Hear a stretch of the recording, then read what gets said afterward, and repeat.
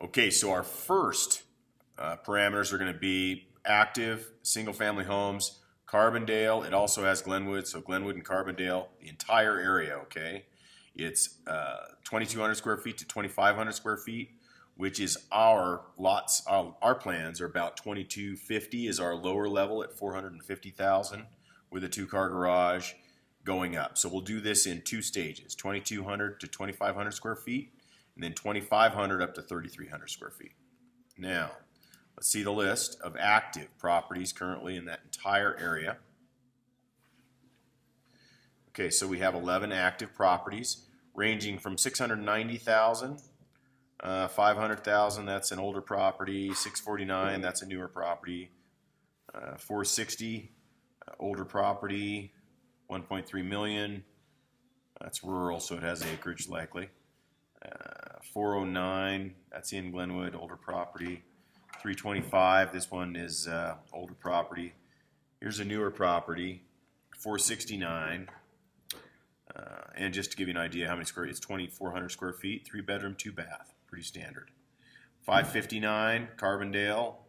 389, older property.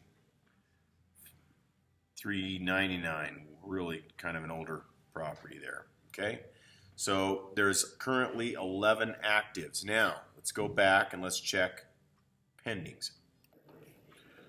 Okay, we have 2 pendings. This one's actually Scott Dillard's. Let's see what we have here. So, oh, this is a Dillard's old house. Scott, who's selling us the residence. Look what great work he does. My gosh, what a guy. So look at that great work he did. This was his first house and remodel. Staged nicely. Clean driveway. He has this cool, he studied architecture in Asia. So he has an Asian vibe going on. We actually used to do some videos in the back of his yard. Kind of cool to see that. Did a nice job on the kitchen. So good work, Scott. Looks nice. Now, the kicker with this one is, you can see Scott right there. Hey, Scott, what's happening? And then you can see the Asian influence, right? He's got a great eye and a great skill set for carpentry, I'll tell you. Very, very talented.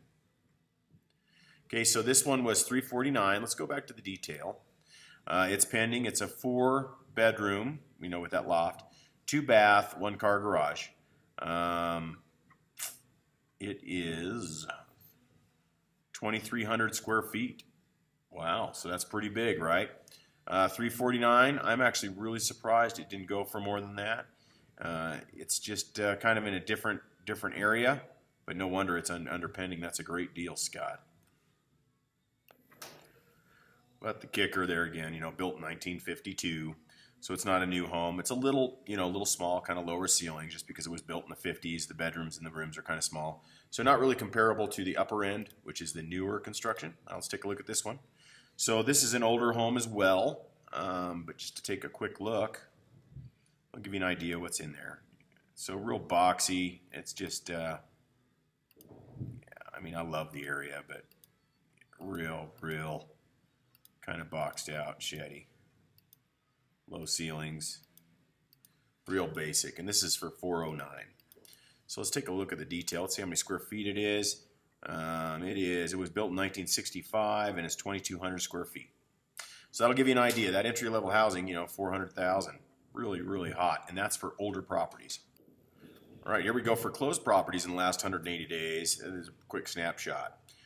So you have Carbondale 286. I want to give you some more newer stuff. You know, just to give you an example, like this here, Green Drake and Carbondale 672. That's newer. This one here is a little bit newer. It's 428, but see how it's really cheap and cheesy, right? Really cheap and cheesy. Let's see how this one is in Crestone Lane.